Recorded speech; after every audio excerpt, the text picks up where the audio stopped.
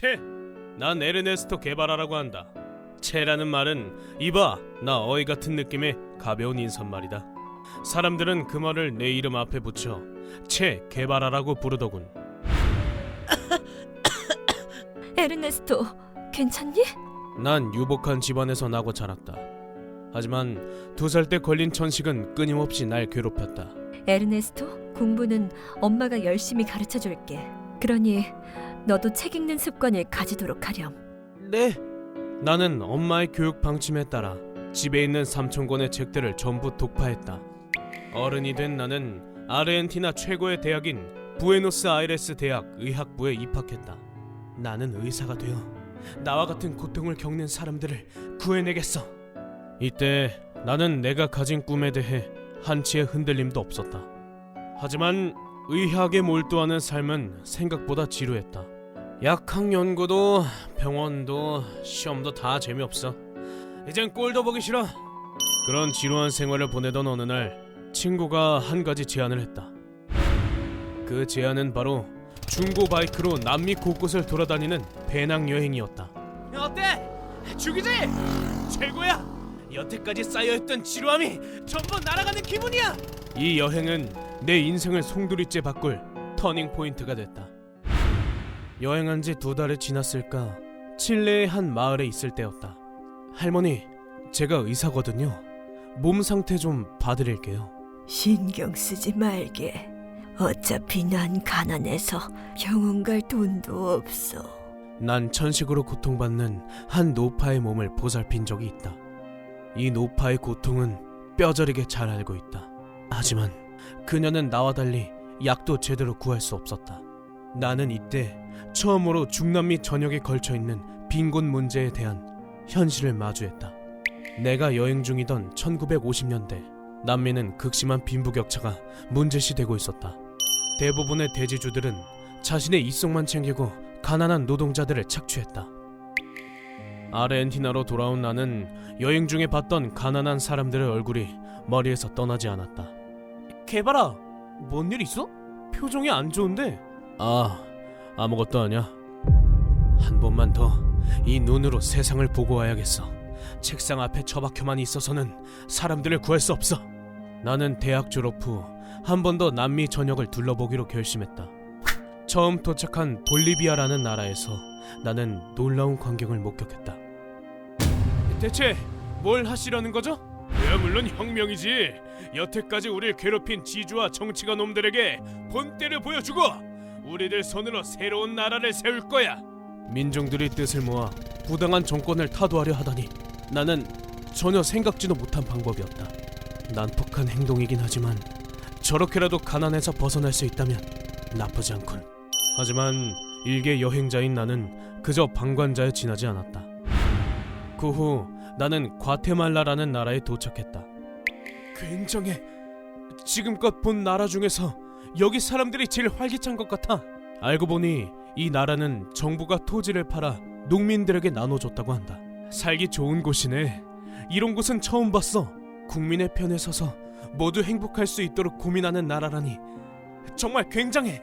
이 나라에서 큰 감명을 받은 나는 의사로서 잠시 여기에 머물기로 했다. 하지만 평화로운 날은 오래가지 못했다. 선생님, 큰일 났어요. 이웃 나라에서 전쟁을 선포했다고요. 어서 도망치세요. 뭐라고요?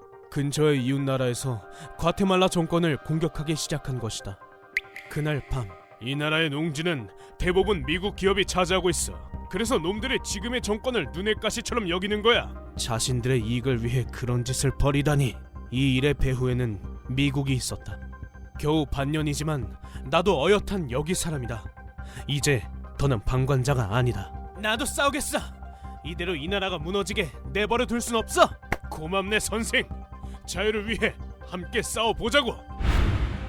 나는 익숙하지 않은 총을 들고 최선을 다했다. 하지만 민주 정권은 무너지고 대통령은 해외로 도망쳐버렸다. 이제 다 끝났어. 미안해 친구. 이제 2번 다시 못 만나겠지. 너무 신경 쓰지 마. 살아남았으면 그걸로 됐어. 미국의 손길이 닿은 새 정권은 나를 암살하라는 지령을 내렸다. 더 이상 이곳에 남을 수 없게 됐다. 하지만 나는 아르헨티나로 돌아가지 않고 멕시코로 향했다. 거기서 나는 어느 한 남자와 운명적인 만남을 갖게 된다. 그 남자의 이름은 피델 카스트로. 만나서 반갑네. 당신의 이름은 이키트로 알고 있지? 그는 쿠바에서 독재 정권과 투쟁하여 멕시코로 망명한 반란군의 수장이었다.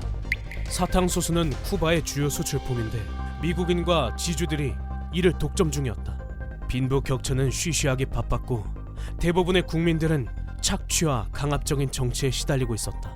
카스트로는 부유한 변호사였지만 조국의 현사태를 걱정하며 혁명을 일으키려 했다. 에르네스트, 내 조국의 국민들을 위해 당신의 힘이 필요하네.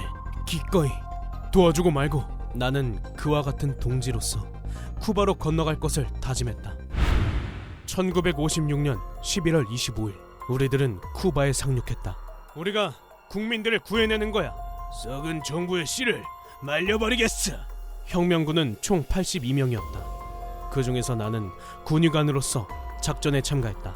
하지만 카스트로! 멜복이다! 위험해! 모두 숲속으로 도망쳐! 상륙 직후 우리들은 기습당했다.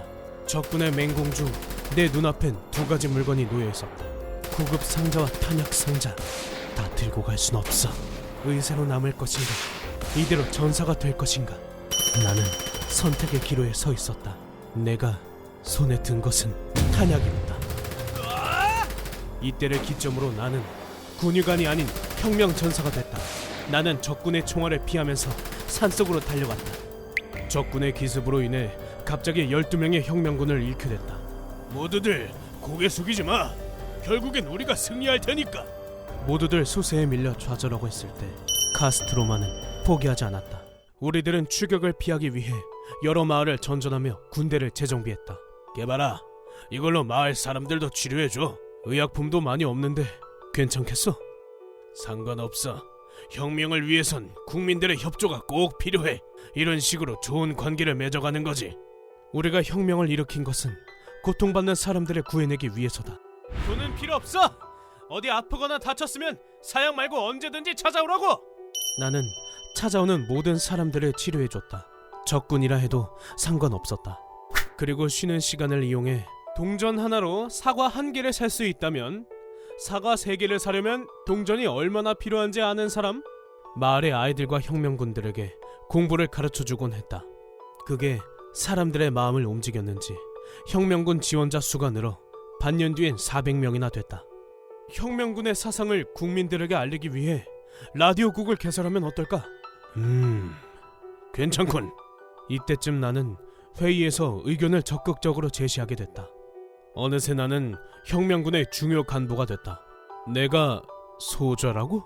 그래, 내 오른팔이 되어줘. 내가 그런 자리를 맡아도 될까? 자네밖에 없어. 앞으로도 잘 부탁하네. 쿠바에 상륙하고 1년 뒤 나는 카스트로의 뒤를 잇는 2인자가 됐다. 우리들은 서서히 정부군을 칠 준비를 했다. 목표는 수도 하바나. 이거 먹고 힘내라고! 파이팅! 고맙다! 가는 곳마다 국민들의 응원이 이어졌다.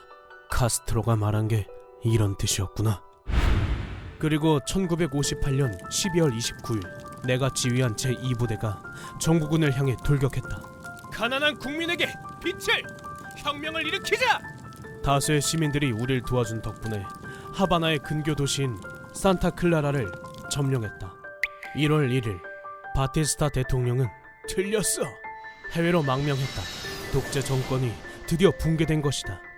1월 8일 카스트로가 하바나를 점령했다. 모두들 감사합니다. 덕분에 혁명을 성공시켰습니다. 오랜 수건이 이뤄졌다. 국민들은 기뻐했다. 카스트로는 수상이 됐다. 새로운 정부가 수립됐고 나는 쿠바의 시민권을 획득했다. 가난한 자들을 구하겠다는 신념이 새로운 나라를 탄생시킨 것이었다. 이 얼마나 대단한 일인가. 수년 후 나는 새로운 혁명의 땅을 찾기 위해 쿠바를 떠났다. 아직 가난한 자들이 고통받는 나라가 많아. 내가 나서야만 해. 도움이 필요한 사람들이 있는 한 내 싸움은 끝나지 않을 것이다. 하지만 나는 암살 지령이 떨어질 만큼 미국으로부터 미움받고 있었다. 나를 죽이려는 사람들이 끊이질 않았다. 남미 볼리비아에서 혁명 지원 중이던 내게 최후의 시간이 다가왔다. 미국의 지원을 받은 정부군으로부터 체포당한 것이었다. 사형일은 내일이다. 니놈의 시체를 묶어 사람들의 구경거리로 만들어주지. 나는 더 이상 살아남을 수 없다는 것을 깨달았다. 나무 기둥에 묶인 내 눈앞에 서 있던 건 젊은 병사였다. 쏴라! 네! 긴장하는 모습을 보니 사람을 죽이는 건 이번이 처음인 것 같다. 나는 그를 향해 덤덤하게 말했다. 진정하고 제대로 쏘라고. 넌 지금부터 한 명의 사람을 죽이는 거니까. 후세 사람들이 나를 어떻게 평가할진 전혀 알 수 없다. 하지만 이거 하나만은 확실하게 말할 수 있다. 약한 국민들을 지키고 혁명을 일으킨 것에 대해서 한 점의 후회도 없다. 그리고 누군가 또 내 이상을 이어받았을 거라 믿고 있다.